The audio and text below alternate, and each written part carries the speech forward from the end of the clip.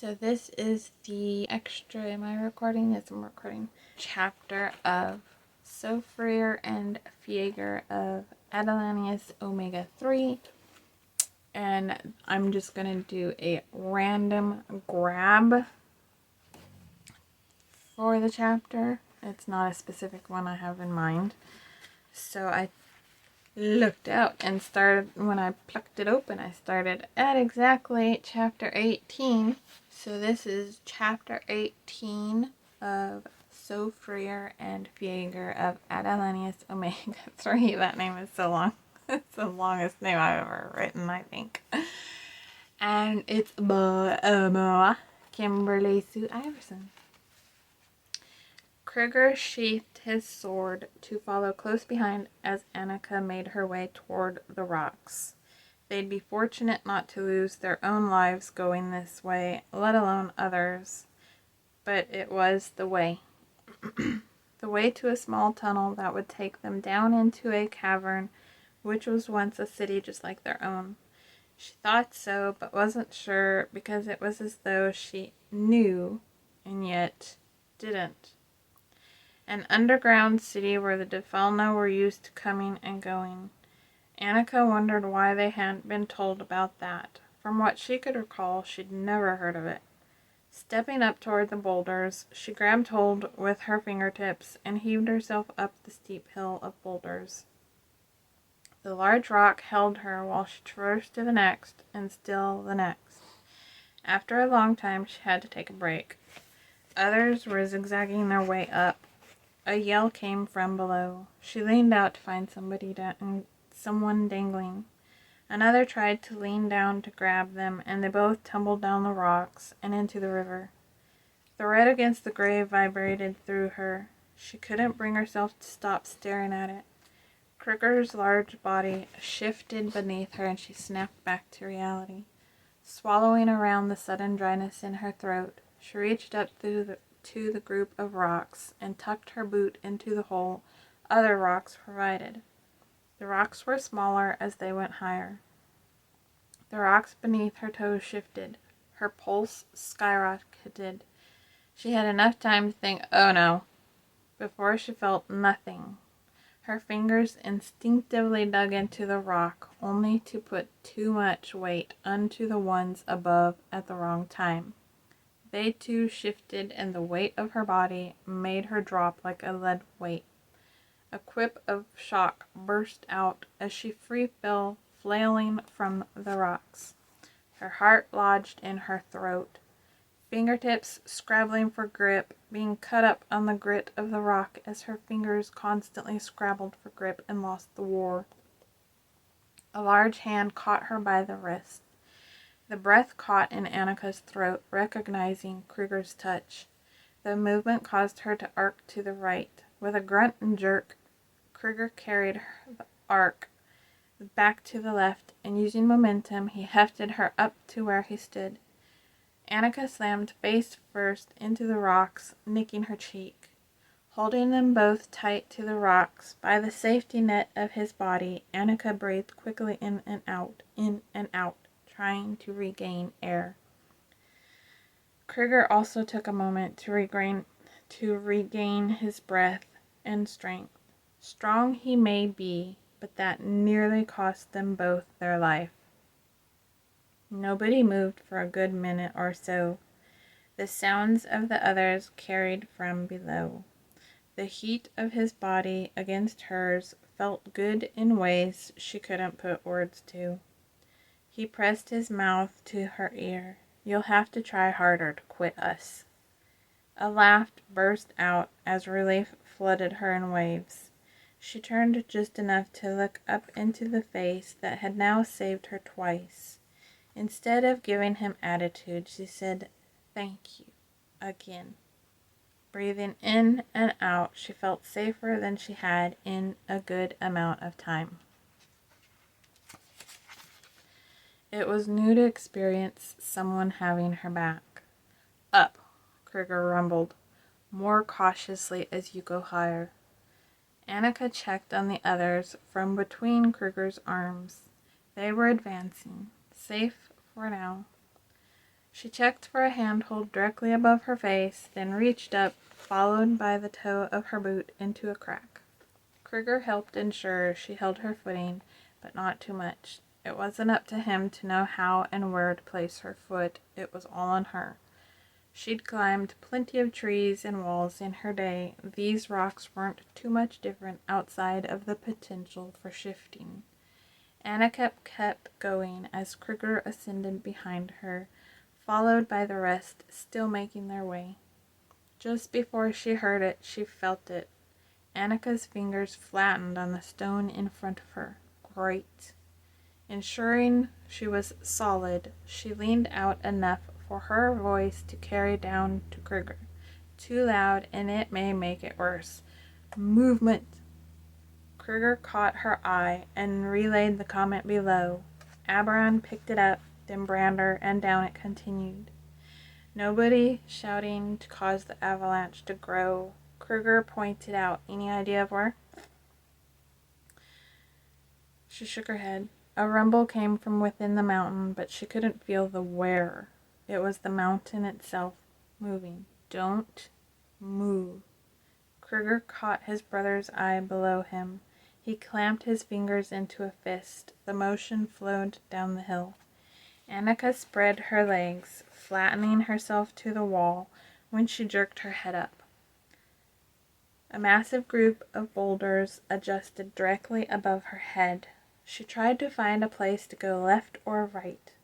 Pheirgr still kept checking on her. So when she next caught his eye, she pointed directly above her head.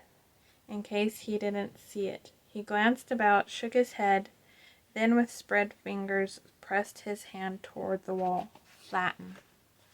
Yeah, she got that. If she moved, there was a decent chance she'd cause worse for herself or below, and with the rocks beginning to shiver beneath her and the others, Pheirgr may not be of use the next drop. Not without going down himself and pulling any with them who tried to help. They were all on their own right now.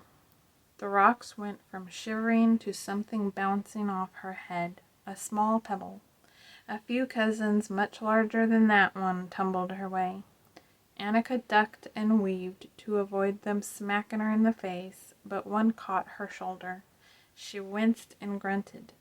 Pheirgr caught one against his cheek. A red line opened up. His eyes widened, glancing past her, making her turn. Her breath caught. The large ones making their way loose had come undone and bounced their way down the wall.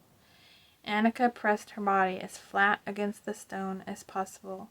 Oracles protect them. We need you. I give myself over to you. I trust in you. We need you. Save us. She clawed her fingertips into the mountain, closing her eyes as a shiver swept through her system. Thinking to herself, save them. Use me for your will. Her cheeks bloomed into life. Annika's fingers quivered against the stone. Don't let this happen. The rocks tumbled above her in an earth-shattering roar, bumping, striking, thumping. She felt it in the stone beneath her face. Her cheeks burned as she pressed her eyes tightly closed and imagined a shield around her, around the three men below her, trusting her with their life. Tears slid from her eyes as hard as she pressed them closed, sliding down her cheek and into the stone. Boom! Keep them safe. Crash! Please! Annika held her breath. Thump! Save them. Strike as the rocks sparked into one another. A wash of air swept the hair around her head. The pressure of an invisible hand pressed into her back. Next to her fingers, digging into the stone, a wave of air whooshed past her fingers as a boulder struck and rebounded, then another between her legs. For me. Bash, crack, thrum, I'm begging you. Rocks went one after another past her, below her. Small pebbles rained on her head, around her head. Pheirgr winced. Aberon yelped. No screams yet. The pressure eased, and Annika turned in time to see the final large boulder strike a man reaching below Brander. The breath wheezed into her lungs as it screamed out of her, "No!" Brander raised her head, twisted, caught the hand slowly reaching for him, just as the male slid his fingers around the end of Brander's boot. Just as he was struck in the chest with the boulder and sent back off the edge, Annika was helpless as Brander froze in time with the realization that the man was going to use him for safety. There was no safety to be found for either. Brander's fingers slipped from the rocks as the weight of the man pulled him down. Annika reached out as if able to catch herself. "Don't," Pheirgr called out. "Stay put." Annika jerked back, unaware she was stepping forward, thinking she could catch him herself. She slammed against the wall, hearing Brander's growl of shock. The youngest Erland brother fell out of view. Tears burst out of Annika as she slapped a hand against the rocks. "You were supposed to protect them," she hissed to nobody in particular. She shivered in rage as the blood flowed through her ears, pouring through her system with a fury she couldn't control. It shivered through her in a rage that caused the rocks beside her to shake from the pressure of her body. "You didn't protect them," she ground out, a deep rumble in her body. Everything began to silence around her. Time dissolved into nothing. Her body twitched and jerked. Suddenly a large form pressed against her back, wrapping her in his warmth. She went to shove it off when the familiar sense of safety rolled through her nerves, calming her system. His strong, steady heartbeat thumped against her back. A cold mouth pressed upon her right ear. "Stay with us, Annika. We will protect you. Just stay with me." Annika shivered beneath his touch. Tears tumbled one after another. "You don't understand." Pheirgr whispered, "I understand more than you know. Stay with us. Stay with me now. Listen to my voice. We are okay. You are okay." "He isn't," she tried to argue, "because of me." Thinking back to the butcher's words of being with her would get them killed, she said, "He was right. I will get you killed. That man lacks enough cells to know anything. We will live with you, as you will with us." The amusement slowly bubbled deep inside, but she couldn't release it. An alarm raised below. Pheirgr adjusted to see what all the commotion was about. He barked out a laugh. "Seems you no longer deserve to be called Scorpion, Aberon." Pheirgr squeezed her arm. "Look." Aberon grunted. "Well, I'll be. Scrappy that he is." Annika swiped her tears as best as she could beneath Pheirgr's body and her hold of the rock. She eased to the right and to where Pheirgr pointed. The air burst out of her lungs. "I told you. We will live with you." There, with nothing more than a small bit of his hair showing, was the youngest Erland brother, regaining the ground he lost. Feeling everyone's eyes on him, he raised his face.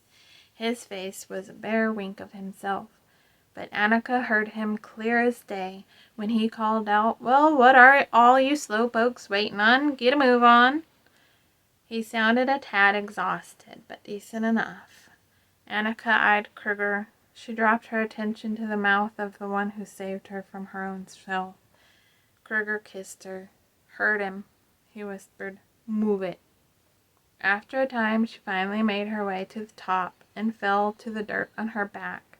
giving her raw, sore fingers a break.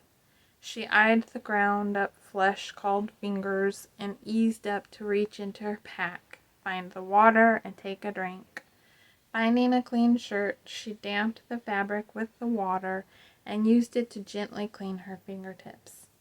Pheirgr came next, plopping down next to her. Ben dropped to his back, throwing an arm over his eyes. I am not made for climbing. Annika hid her smile. End of chapter 18. I hope that you enjoyed this, and if you do, let me know. This book is available.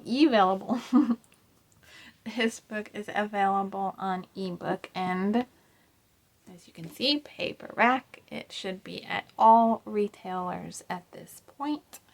And I hope that you have a great day. I hope that somebody is able to help you smile today, and that you are able to help somebody smile today. And I will talk to you soon. More to come.